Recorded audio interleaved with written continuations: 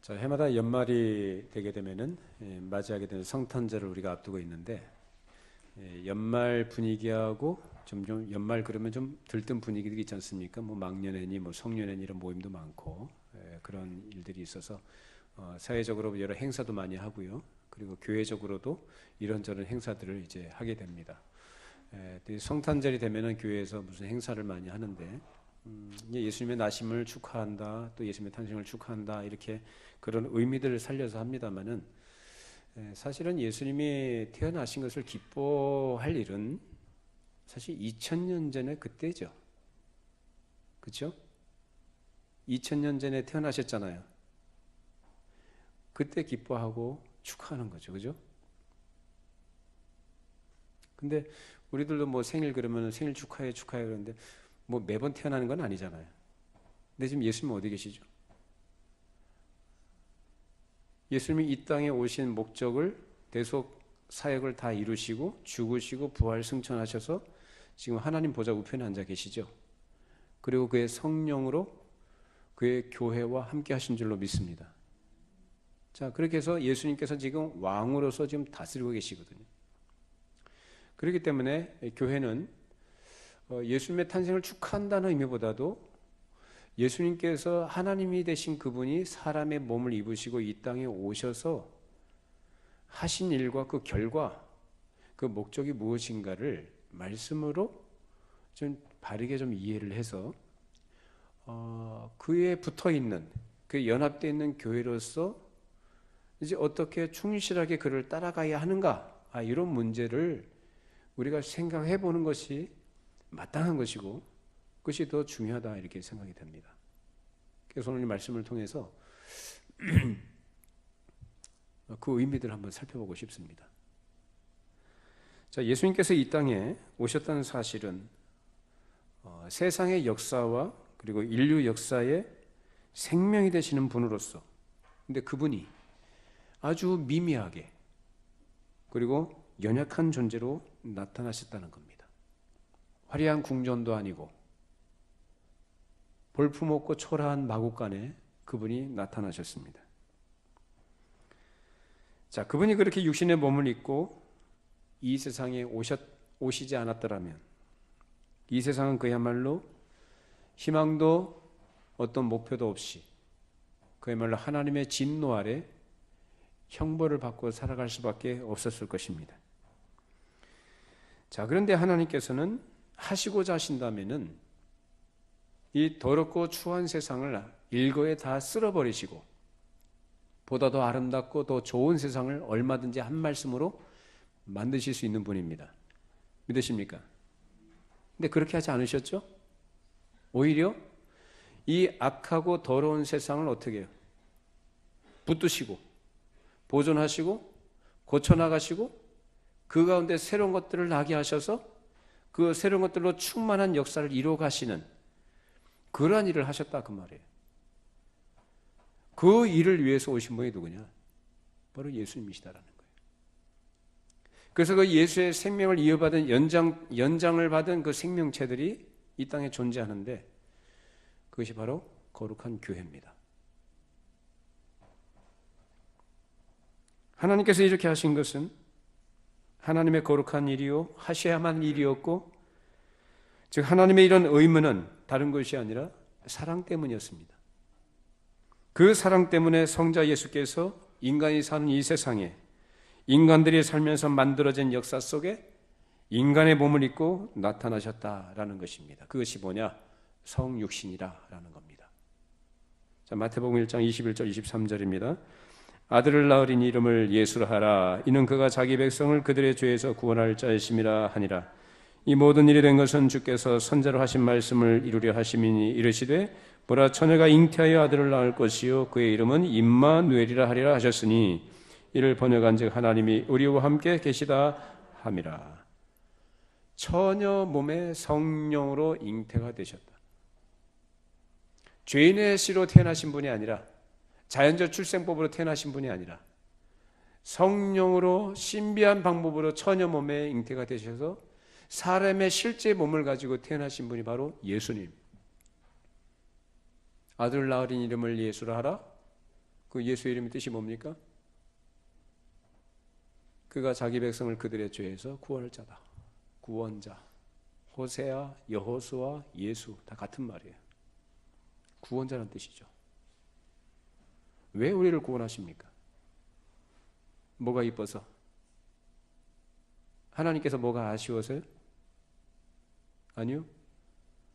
사랑하셨답니다. 그 사랑 때문에 우리를 구원하셨다. 그래서 예수님은 사랑으로 오신 분입니다. 믿으십니까? 자, 요한복음 3장 16절 말씀.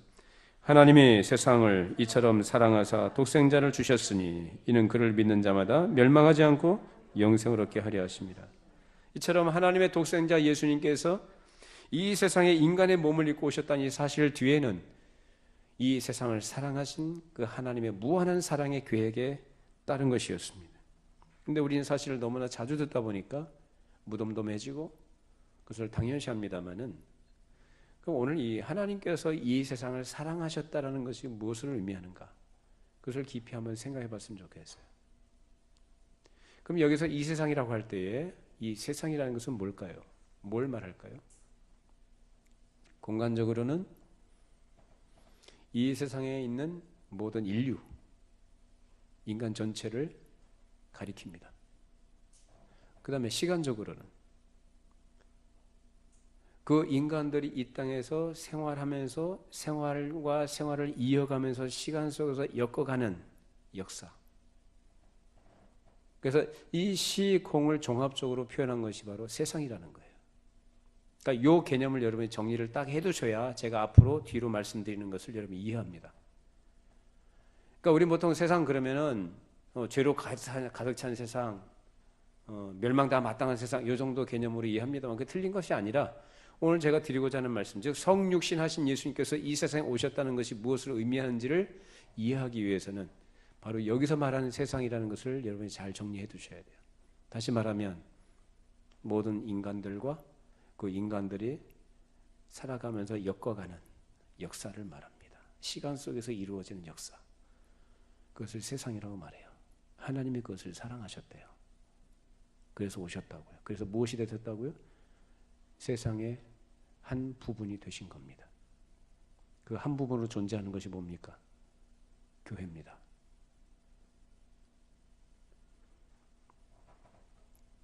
이 세상이 얼마나 사랑스럽기에, 얼마나 사랑받을 만하기에 하나님께서 그렇게 하셨을까? 오히려 추하고 더럽죠.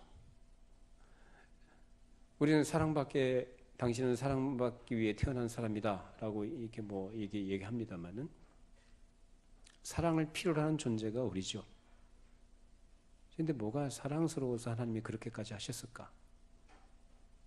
오히려 추하고 더러운 세상, 멸망당해도 마땅한 것이 바로 이 세상 아니겠습니까? 하나님을 거역하고 거스르고 반역하고 불순종하는 억울한 길로 달려가는 이 세상. 사람이요, 자기가 어떤 사람이 굉장히 추하고 더러운 사람이 있어요. 아주 악한 사람이 있습니다. 근데 그 사람이 회개를 했어요. 이 사람이 회개를 하기 전에는, 회개할 마음이 있기 전에는 자기가 얼마나 추하고 더러운지를 몰라요. 자기가 괜찮은 줄 알아요. 그런데 사람이 자기의 비참함과 추함과 더러움들, 악함을 깨닫고 회개하고 나면 누구한테 다가갈 수 있겠습니까? 자기를 아는데, 자기가 그렇게 더럽고 추한 존재라는 걸 아는데 어떤 친구가 그를 받아줄 것이며 나하고 친하게 지냈던 어떤 사람이 나를 받아줄 것인가 이런 생각을 하겠습니까? 그런 생각 못하죠. 그냥 숨고 싶죠. 탕자가 아버지 집을 떠났다가 참 비참해졌습니다. 그때 생각한 것이 아버지 집입니다. 그때 무슨 생각을 하죠? 나 아버지 아들이에요. 그게 아니죠. 무슨 생각을 해요? 나를 품꾼의 하나로 보소서, 그렇게라도 받아주시면 감지덕지입니다라는 생각을 갖게 됩니다.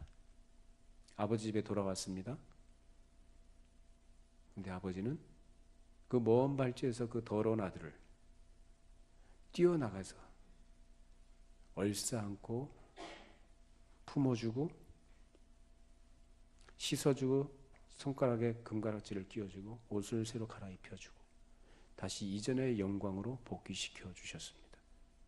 이것이 바로 하나님 아버지의 사랑이에요. 탕자와 같이 완전히 집을 떠나서 자기 스스로 어디 기댈 데가 없는 것을 깨닫지조차 못하는 이 세상이 자기가 하나님 아버지를 찾아간 것도 아닌데 이번에는 하나님의 아들 예수님께서 이 죄로 가득 찬 세상에 친히 찾아오셔서 세상의 한 부분이 되셨습니다. 이렇게 그 사랑을 나타내셨는데 그 예수님 때문에 멸망당에 마땅한 이 세상을 보존하신 것이고 이 세상은 그 독생자 예수의 생명으로 연장이 되어 있는 것입니다. 그 예수의 생명이 이 세상의 한 부분으로 존재하는 것이 바로 저와 여러분 거룩한 교회입니다. 거룩한 교회가 이 땅에 있다는 것을 세상의 관점으로 볼 땐 물론 사람들의 모임이고 집단이고 단체요 어떤 그런 것에 불과하지만 그리고 미미해 보이고 약해 보이지만 하나님의 관점으로 볼 때는 거룩한 예수의 생명을 이어받은 생명체들인 줄로 믿습니다. 그래서 예수께서 이 세상의 한 부분이 되신 거예요. 자, 요한복음 15장 5절 6절 읽어보시죠. 나는 포도나무여 너희는 가지라. 그가 내 안에 내가 그 안에 거하면 사람이 열매를 많이 맺나니 나를 떠나선 너희가 아무것도 할 수 없음이라. 사람이 내 안에 거하지 아니하면 가지처럼 밖에 버려져 마르나니 사람들이 그것을 모아다가 불에 던져 사려나니라. 이 유기적인 연합을 이렇게 표현하셨어요. 포도나무와 가지. 포도나무는 예수님이시고 우리는 그에 붙어있는 가지들이다. 즉 다시 말하면 예수의 생명에 붙어있는 연장된 그런 생명체들이 바로 교회인 것입니다.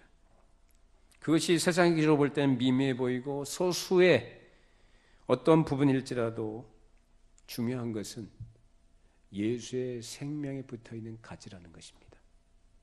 저와 여러분들이 바로 그런 생명을 가지고 있는 자들인 줄로 믿습니다. 겉으로 볼 때는 미미해 보이죠. 약해 보이고 예수께서 마구간에 오셨어요. 얼마나 초라해 보이고 볼품 없습니까? 근데 그분은 만왕의 왕이셔요. 왕으로 오셨어요. 그분이 화려한 왕궁에 거하는 사람은 헤롯 왕이었습니다. 근데 거기 생명이 없어요. 근데 마구간에 태어나신 예수 그리스도가 생명이신 줄로 믿습니다. 그것 때문에 하나님께서 이 세상을 사랑하셨고 사랑하고 계신 것이다. 다시 말하면 예수 없이는 인생이 의미가 없다. 예수가 없이는 이 세상이라는 것이 존재 가치가 없다. 예수가 없이는 사람이 살아가는 존재 가치가 전혀 없다는 겁니다. 저는 여러분들은 이 세상에서 얻을 수 없는 그런 가치를 가진 복된 사람인 줄 믿습니다. 누구 때문에요? 예수님 때문에. 어떤 예수님이요? 말씀이 육신이 되어 우리 가운데 거하시는 분으로. 말씀이신 그분이 세상에 몸을 갖고 오셔서 한 부분이 되심으로 우리가 복된 자들이 된 것입니다. 하나님께서 이 세상을 그처럼 사랑하신다는 것을 하나님의 영원한 뜻과 계획 가운데 성자 예수의 거룩하신 생명의 연장으로 인류의 역사 속에 드러난다는 것을 보증하셨고 그것이 실제로 역사 속에 구현되어서 마침내 인류를 지으신 거룩한 본래 목적을 계시하시기 위하여 성자 예수께서 사람의 몸을 입고 오셨습니다. 이것이 성탄절에 우리가 깊이 생각해 봐야 될 문제입니다. 성탄절은 그런 의미에서 웃고 떠들고 축제한 날이 아닙니다. 자, 마태복음 2장 9절 11절 그리고 표시 안 되는데 23절까지 같이 함께 읽어보십시다. 박사들이 왕의 말을 듣고 갈새 동방에서 보던 그 별이 문득 앞서 인도하여 가다가 악이 있는 곳 위에 머물러 서 있는지라. 그들이 별을 보고 매우 크게 기뻐하고 기뻐하더라. 집에 들어가 아기와 그의 어머니 마리아가 함께 있는 것을 보고 엎드려 아기께 경배하고 보배합을 열어 황금과 유향과 모략을 예물로 드리니라. 나사렛이란 동네에 가서 사니 이는 선자로 하신 말씀에 나사렛 사람이라 칭하리라 하심을 이루려 함이로라. 자, 2000년 전에 예수님께서는 처녀 마리아의 몸에 성령으로 잉태가 되셔서 베들레헴에서 태어나셨습니다. 베들레헴은 다윗의 고향으로 알려져 있죠. 그리고 그 이름의 뜻은 떡집이란 뜻입니다. 예수님은 하늘에서 내려온 떡인 줄로 믿습니다. 생명의 떡으로 오신 분이 바로 예수님이에요. 나를 먹는 자는 죽어도 산다.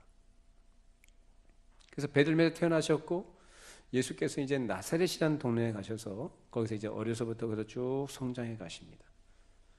자, 이 나사렛 동네에서 어렸을 때에 예수님께서 소년이었을 때 그 또래 친구들이 있었겠죠. 그 또래 친구들이 예수님과 함께 뛰놀면서 함께 놀았을 거예요. 자, 예수님 청년이 되셨습니다. 청년 때 이제 그 자라난 또 청년들이 예수님과 함께 대화하면서 이런저런 얘기도 나눴을 것이고, 또 예수님께서 공생의 사역을 하실 때 이제 랍비라 칭함을 받기도 하셨습니다. 선생이여, 랍비여. 예수님께서는 그 랍비들과 함께 또 대화를 나누시고 이야기를 하셨습니다. 실제로. 그리고 동네 사람들은 나중에 예수께서 행하시는 기이한 이적과 또 기이한 교훈들을 들었습니다. 예수님이 행하시는 표적 기적들을 보고 예수님이 하시는 말씀을 들었습니다. 함께 생활했습니다. 사람들은 예수님께서 하시는 일들을 보고 놀랐습니다. 그 이상 가지 못합니다. 물로 포도주를 만드신 거. 바리새인들이 가르치는 것 같지 않다는 그 가르침을 들으면서도 그들은 하나님의 영광을 그들은 바로 발견하지 못했습니다. 자, 동네 사람들은 그렇다 치고, 자, 예수님의 부모와 형제들은 어떻습니까? 어려서부터 쭉 같이 한솥밥을 먹고 자랐죠.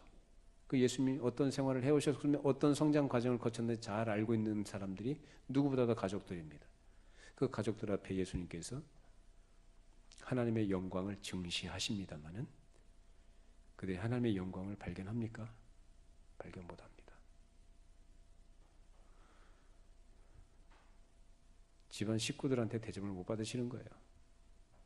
인정 못 받으시는 거예요. 동네 사람들도 마찬가지.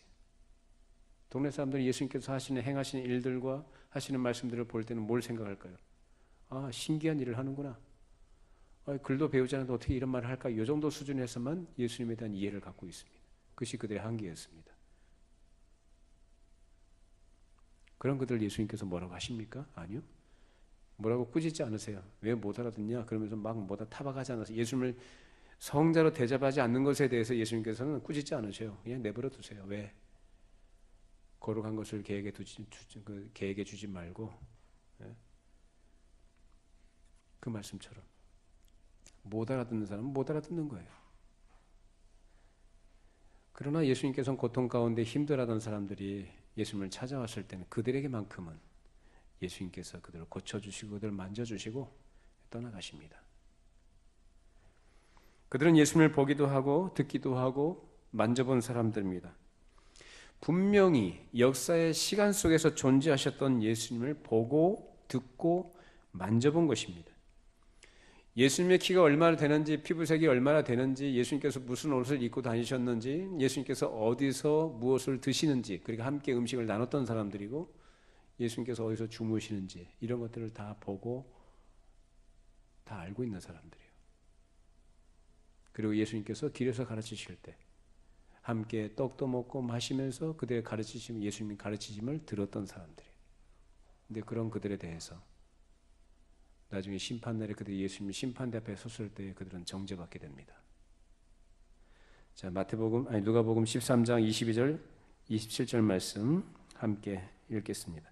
예수께서 각성 각 마을로 다니사 가르치시며 예루살렘으로 여행하시더니 어떤 사람이 여짜오되 주여 구원을 받는 자가 적으니까 그들에게 이르시되 좁은 문으로 들어가기를 힘쓰라. 내가 너에게 이르노니 들어가기를 구하여도 못하는 자가 많으리라. 집주인이 일어나 문을 한번 닫은 후에 너희가 밖에 서서 문을 두드리며 주여 열어주소서 하면 그가 대답하여 이르되 나는 너희가 어디에서 온 자인지 알지 못하노라 하리니 그때 너희가 말하되 우리는 주 앞에서 먹고 마셨으며 주는 또한 우리를 길거리에서 가르치셨나이다 하나 그가 너희에게 말하여 이르되 나는 너희가 어디에서 왔는지 알지 못하노라 행악하는 모든 자들아 나를 떠나가라 하리라. 왜 이런 말씀을 하십니까? 나사렛 동네에서 같이 예수님을 역사적 시간 속에 존재하셨던 예수님을 직접 보고 만져보고 경험했던 사람들 아니에요. 심지어는 뭐라고 합니까? 예수님과 함께 먹고 마셨고 길거리에서 가르치실 때 우리가 그 가르침을 받았다고까지 말합니다. 근데 그들이 뭘 알지 못하는 겁니까? 역사적 예수님의 참된 의미가 무엇인지를 깨닫지 못한 거예요. 어느 정도 수준에서만 예수님을 압니까? 같은 동네에 살았던 사람, 가끔 희한한 일을 행하는 사람 정도, 좀 남다른 지적 능력을 가지고 교훈을 하는 사람 정도로만 안 거예요. 그런 사람들에게 예수님 뭐라고 하시냐면 행악하는 자들이다. 아주 무서운 말씀하십니다. 행악자들이래요. 주와 함께 먹고 마시고 길거리에서 가르침을 받았다고 하는 자들에게 하신 말씀이요. 예수님께서는 그렇게 하는 것을 인정하지 않으십니다. 그 정도로 예수를 아는 것은 역사적 예수를 올바르게 아는 것이 아니란 뜻이요. 인정 못 받는다는 거죠. 그의 가르침을 듣고 그와 함께 먹었다는 것으로 표현된 피상적인 예수에 대한 지식은 예수를 아는 게 아니라는 거예요. 그렇기 때문에 제일 중요한 문제는 육신의 몸을 입고 오신 성자 예수를 어떻게 참으로 아느냐 하는 것이 중요한 것입니다. 육신을 가지고 이 세상에 오신 예수를 바르게 이해하는 것이 참으로 하나님의 성육신의 기쁜 뜻을 깨닫는 길이요. 그리고 그 육신을 입고 오신 예수님을 바르게 알기 위해서는 영원하신 성자에 대해서 알고 있어야 됩니다. 단지 육신을 가지신 예수가 아니라 누구를 알아야 된다고요? 그 육신을 가지신 예수가 누구신지를 바르게 알려면 어떤 예수를 알아야 된다고요? 영원하신 성자를 알아야 한다는 겁니다. 그걸 모르고 사람들처럼 단지 육신을 입으신 어떤 한 분으로만 안다면 나사렛 동네에 살았던 수많은 사람과 같은 그런 범주의 지식을 가질 수밖에 없는 것이고, 그런 사람은 나사렛 동네에 살고 있던 이들이 예수님을 만나고 알고 깨달았다는 그런 정도의 기독관을 가질 수밖에 없고 그런 범주를 벗어날 수가 없습니다. 그런 정도의 기독관을 가지고도 큰 교회를 세울 수 있고 어떤 능력적인 것들을 체험하고 행사할 수도 있지만 참된 예수를 알지 못하기 때문에 그 모든 것을 다 해도 인정받아요, 못 받아요? 못 받는 거예요. 그런 게 중요한 게 아니다라는 거예요. 지금 여기 여러분 계신데 여러분에게 정말 중요한 게 뭔가를 깨닫기를 바랍니다. 그러니까 그런 정도 나사렛 사람들이 알고 있었던 예수관, 그 기독관 정도를 가지고도 큰 교회 세울 수 있고 사람 많이 모을 수 있고 큰 사업할 수도 있다 이 말이에요. 어떤 능력을 체험할 수도 있고 능력을 행할 수도 있다 이 말이죠. 근데 그거 중요한 게 아니에요. 왜 인정 못 받으니까. 뭘 인정받느냐. 역사 속에 사람의 몸을 입고 오신 예수가 누구시냐? 왜 그렇게 하셨느냐? 하나님이. 그걸 종합적으로 이해하고 깨달아야 돼요. 그 예수를 바르게 하는 거예요. 자, 마태복음 7장 21절 23절 읽어보시죠. 나더러 주여 주여 하는 자마다 다 천국에 들어갈 것이 아니요 다만 하늘에 계신 내 아버지의 뜻대로 행하는 자라야 들어가리라. 그날에 많은 사람이 나더러 이르되 주여 주여 우리가 주의 이름으로 선지자도록 하며 주의 이름으로 귀신을 쫓아내며 주의 이름으로 많은 권능을 행하지 아니하였나이까 하리니 그때 내가 그들에게 밝히 말하되 내가 너희를 도무지 알지 못하니 불법을 행하는 자들아 내게서 떠나가라 하리라. 자, 앞서서는 누가복음 13장에서 행악하는 모든 자들이래요. 분명히 이 사람들은 예수님과 함께 먹고 마셨고 예수님의 가르침을 받았던 사람들이에요. 그렇죠? 근데 행악하는 자들이라고 했고 여기에는 주의 이름으로 이런저런 많은 일을 했던 사람들이 뭐라고 합니까? 불법을 행하는 자들이래요. 주의 이름으로 선지자 노릇하고 주의 이름으로 큰 교회를 세우기도 했고 무슨 큰 일을 했으며 귀신도 쫓아냈어요. 여기서 예수님께서 나는 너희를 도무지 알지 못한다라는 말씀을 하십니다.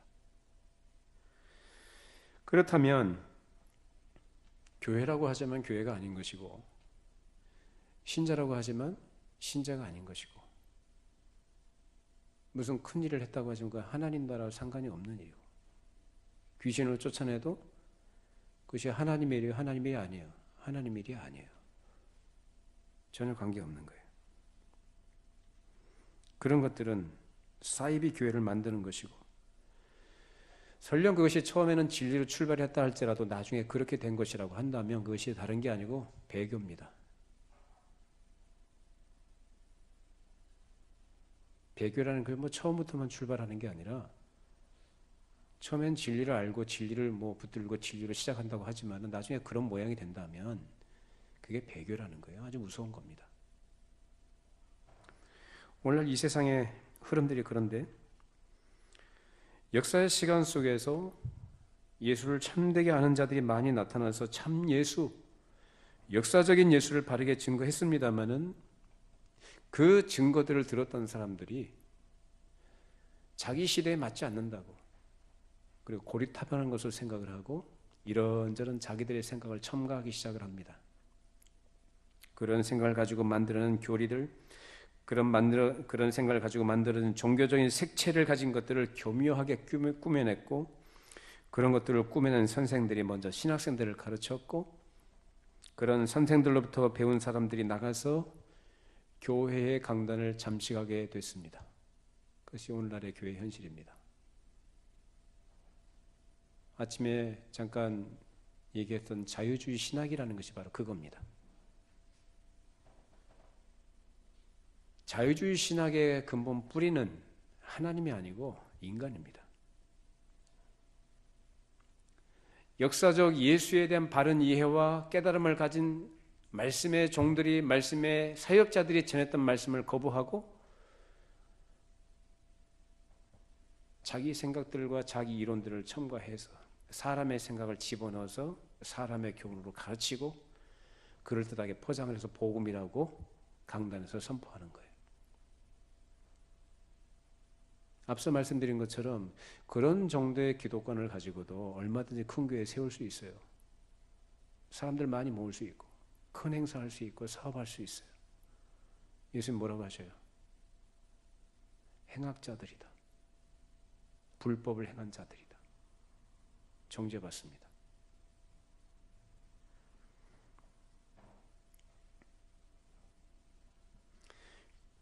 그래서 교회가 영원하신 성자 예수를 믿던 그분을 이제는 나사렛 동네 예수를 알고 있던 나사렛 사람들과 같은 태도로 믿고 하는 수준으로 전락하게 됐습니다. 그런 그릇된 예수관이 개혁교회의 바른 정신을 가지고 있던 교회들을 휩쓸어 지배해버리고 말았습니다. 이것이 나사렛 사람이 나사렛 예수를 알듯이 안 결과입니다. 그리고 그런 것들이 큰 흐름이 되어서 교회들이 그것이 옳은 줄 알고 따라가는 현상들이 많이 발생했습니다. 특히 큰 교회나 영향력 있는 교회들이 그렇게 하면 그것이 옳은지 그른지 분별도 못하고 그냥 무작정 따라가는 거예요. 그래서 그나마 제대로 알고 소박하게 믿던 예수를 그런 것들로 대체하게 된 것입니다. 이런 것이 정상에서 벗어난 기형적인 상태입니다. 그런 흐름들이 성경이 가르치는 예수관에 기초한 바른 기독교 신앙을 저해하고 하나님 나라의 신령한 진보에 큰 장애가 된 것입니다. 그래서 오늘날 대부분의 많은 신자들이 교회에서 그런 정도의 이해를 가지고 그저 예수 믿고 죄 사함 받고 죽으면 천국 간다는 소박하고 공리적인 신앙 하나 붙여가지고 그것이 기독교 신앙의 전부인 것처럼 만들어가는 것입니다. 그러면서 나머지는 자기 마음대로 삽니다. 자기 하고 싶은 욕심을 따라, 세상 가치를 따라, 자기 정욕을 따라서 살아갑니다. 그렇게 살다가 죽어서 천국 간다고 확신을 합니다. 그건 자기 확신이죠. 성경 어디에도 그런 식의 구원을 말하지 않습니다. 만일 이렇게 알고 나간다면 예수님께서 육신을 입고 이 세상에 오신 그 열매가 우리에게 무엇으로 어떻게 나타나고 있는가를 살펴보고 그런 것들을 주의해야 할 것입니다. 그것이 왜 그토록 중요할까요? 예수 그리스도를 바르게 이해하는 것이 교회가 바르게 서느냐 서지 못하는 문제하고 직결되기 때문에 그렇습니다. 예수님이 육신을 가지고 역사 속에 오셨다는 것은 예수님이 이 세상의 한 부분이 되셨다는 것과 동시에 대속 사역을 이루시고 부활 승천하셨으나 그 거룩한 지체인 교회가 이 세상에 존재하면서 그의 성령으로 그와 함께 거하신다는 사실을 포함하는 것입니다. 이렇게 하나님께서는 세상과 인간을 포기하지 아니하시고 붙들고 계셨고 지금까지도 붙들고 계십니다. 무엇 때문에 그렇습니까? 우리를 사랑하시기 때문에, 그 예수가 계시기 때문에, 그 예수의 생명체에 연결된 생명체들이 이 땅의 교회로 존재하기 때문입니다. 그래서 하나님은 여러분들에게 기대를 가지고 계시는 거죠. 무슨 기대일까요? 왜? 하나님이신 그분이 굳이 그렇게 인간의 육신을 입고 이 세상의 역사 속에 오셨냐 말이에요. 왜? 그래요. 우리를 사랑하셨기 때문에요. 여러분이 자녀를 사랑하면 자녀들의 사랑할 때 그 사랑에는 뭐가 들어있습니까? 기대가 들어있습니다. 하나님이 여러분들에 대한 기대를 갖고 계십니다. 우리가 그런 하나님의 기대를 입었다는 것이 얼마나 큰 특권이고 영광입니까? 정말 여러분 그렇게 생각하십니까? 그냥 너무 피상적으로 예수 믿으면 죄사함 받고 이 세상에서 어쨌든 주님의 돌보심을 받다가 죽으면 천국 간다, 이런 단순한, 그건 자기중심적으로, 그러니까 성경이 우리에게 가진 구원에 대한 어떤 깊은 의미라든지 그것을 모르고 단순하게 그렇게 알고 살아가서는 안 된다는 거예요. 그 정도로 우리가 살아가도록 존재하도록 하기 위해서 예수님이 이 땅에 오신 게 아니거든요.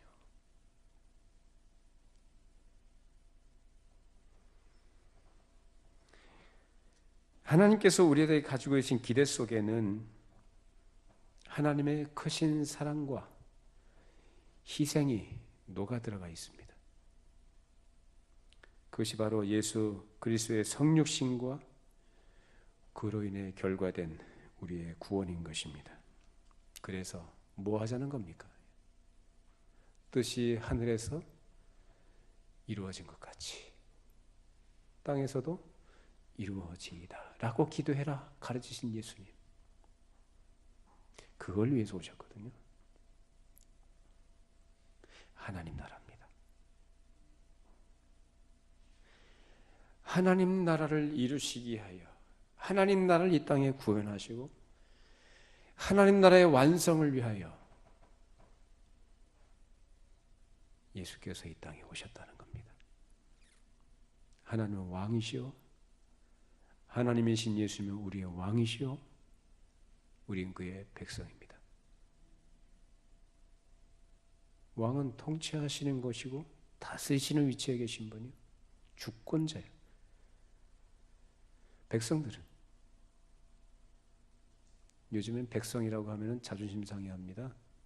무슨 여기가 뭐 전제 군주 시대냐, 시민, 아주 뭐 고상하게 표현하죠. 시민, 국민. 주권이 국민 안에 있다. 정치체에서 맞는 얘기예요. 그러나 하나님 나라에서는 그렇지 않습니다. 주권이 하나님께 있습니다. 믿으십니까? 성경에서 구약부터 신약까지 흐르는 아주 중요한 핵심의 사상이 뭡니까? 하나님 나라예요. 그걸 위해서 하나님이 일하셨다라는 것이 우리가 알고 있는 내용들입니다. 그 뭐냐? 나는 너희 하나님이 되고 너희는 내 백성이 되리라. 너희는 내 백성이 되고 난 너희 하나님이 되리라. 이것이 하나님의 계획입니다. 그걸 망가뜨린 것을 고치시기 위해서 오신 분이 예수님이라고요. 그분이 몸을 입고 이 땅에 육신을 가지고 세상에 오셔서 이루신 일은 바로 그겁니다. 그거. 단순히 죄사함 받고 나중에 죽어서 천국 간다 그게 아니고, 그걸 이루시기 위해서, 다시 그것을 회복하시기 위해서, 고치시기 위해서 예수께서 몸을 입고 이 땅에 오셨다는 거예요. 그 결과가 바로 저와 여러분들입니다. 그러면 교회가 뭘 해야 되느냐? 어떤 의식을 가져야 되느냐? 어떤 목표의식을 가지고 이 땅에서 존재하고 살아가야 되느냐? 어떻게 사명을 감당해야 되느냐? 사명하니까 여러분 거창한 거 생각하지 마세요. 하나님의 백성으로 사는 게 사명입니다. 하나님의 백성답게 사는 것이 여러분의 사명입니다. 그걸 위해서 오셨다는 거예요.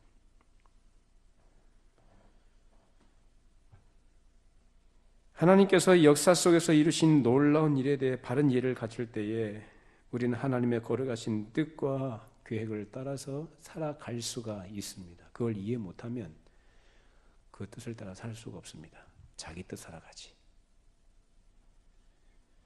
그것을 위해서 가장 중요한 기초는 예수님에 대한 바른 이해입니다. 여러분 예수님 아십니까? 예수님 아십니까? 너무 어렵게 얘기하니까 겁납니까? 대답하기가. 요즘 예수님에 대해서 아십니까? 모르십니까? 아세요? 아시니까 여기 계신 거 아니에요? 예수님에 대해서 바르게 아시니까 여기 계신 거라고요. 예수님에 대해 바른 이해가 없으면 이런 말씀 못 들어요. 그저 형통, 축복, 평안, 위로 뭐 이런 거 얘기하는데 쫓아다니지 이런 말씀 못 들어요. 예수님은 어떤 분이신가? 예수님은 하나님이십니다. 그리고 예수님은 사람이십니다. 신인, 간맨 100% 완전한 하나님이시요 100% 완전한 사람이신 줄로 믿습니다. 그리고 그분은 성부 하나님과 그 영광과 권능이 동등하신 분이십니다. 믿으십니까? 요새는 자세히 이해 못하시면 나중에 제가 또 설명드릴 기회가 있어요. 어쨌든 성경에 가르치는 대로 우리는 그대로 고백하고 믿음으로 받습니다. 예수님은 하나님이시자 사람이시요 그 모든 것을 내려놓으시고 이 땅에 오신 하나님의 아들로 우리의 구원자가 되신 줄로 믿습니다. 그러므로 구원이라는 것은 그 일을 계획하시고 이루신 하나님을 아는 것이고, 하나님을 아는 것은 그의 뜻 안에서 생명을 얻고 이제 그 형상을 닮아가는 존재로 우리의 머리 되신 예수 그리스도의 왕권에 순종하며 살아가는 것이 바로 구원입니다. 그 거룩한 왕권의 행사가 그 대상인 우리에게 친히 구현되고 우리에게 결실해야 되는 것입니다.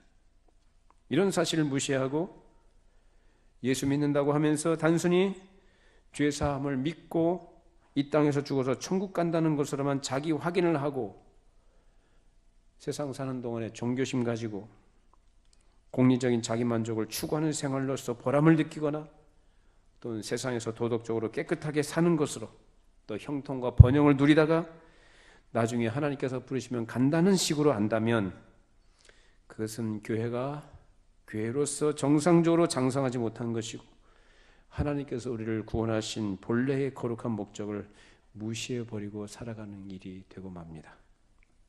그런 가운데서는 무슨 역사적인 사명이니 시대적인 사명이니 논할 필요가 있겠습니까? 뭐가 필요합니까? 그럴 때는 그런 사람에게서 나타나는 것은 말 그대로 기복적인 신앙일 수밖에 없어요. 기복적인 거. 교회를 단순히 자기 마음의 위로를 얻기 위한 자리로, 괴롭고 힘든 것을 쉬는 곳으로, 세상에서 일할 때 필요한 힘을 얻는 곳으로나 자기 생활을 뒷받침해주는 중요한 정신적인 위로처나 격려처 정도로 이해하는 동안에 예수 믿는 도리의 참된 깊이가 그 사람에게서는 나타날 수가 없습니다. 예수님이 인간의 몸을 가지고 역사 속에 오신 것은 다른 것이 아니라 하나님 나라를 이루기 위함이에요. 너희는 먼저 그 나라의 일을 구하라고 예수님도 말씀하셨죠. 우리가 구해야 될 것은 역시 그것입니다. 그렇다면 거기는 자기가 없어져야 되는 거예요. 이전에 내가 왕 노릇했다면, 이전에 내가 인생의 주인 노릇했다면 이제 예수 믿고 구원받아 죄 사함 받아 좋아요. 우린 천국에 보장된 하나님의 사람들입니다. 그게 다가 아니라고요. 그 전에 이 땅에 있는 동안에 예수의 생명에 연결된 생명체들로 존재하는 교회로 존재하면서 우리는 어떻게 살아야 되느냐를, 왕이신 주님의 왕권의 행사에 그 대상된 내가 적극적으로 순종하는 자세로 나가야 된다는. 그래서 하나님 나라라는 것은 왕권의 행사가 있는 것이고 그 행사의 대상이 있는 것이고 그 행사하시는 방법이 있고 목적이 있습니다. 그런 것들을 구체적으로 구현해내고 그것을 실증해낼 수 있는 것이 뭐냐? 교회라는 거예요. 그러니까 단순히 사람들이 모인 집단이나 단체가 아니에요. 그리고 주의 성령께서 우리와 함께 하셔서 우리를 그 진리 가운데로 이끌어 가신 줄로 믿습니다. 이러한 생각과 이런 인식과 이런 깨달음 속에서 한 시대를 살아가는 인생으로 역사의 한 부분을 살아가며 존재하는 교회로서 어떻게 사명을 감당해야 되냐, 이런 부분들을 말씀을 통해서 깨닫고 알아가야 된다는 겁니다.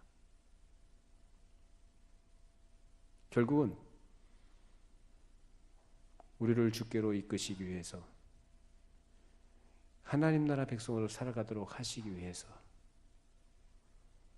예수께서 이 땅에 사람의 몸을 입고 오셨기에 그 엄청난 희생과 그 무한한 사랑에 그 결과를 입은 우리가 왕 대신 우리 주님을 인정해드리고 범사의 그를 기뻐하고 감사하면서 그의 백성들로 순종하며 살아가야 할 것입니다. 그것이 바로 교회예요.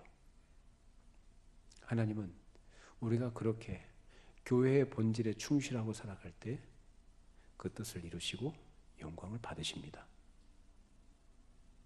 그것이 우리의 소원이 되기를 바라고 열망이 되기를 바랍니다. 그것이 우리의 만족입니다. 우리의 영광입니다. 기도하시죠. 걸어가신 하나님 아버지,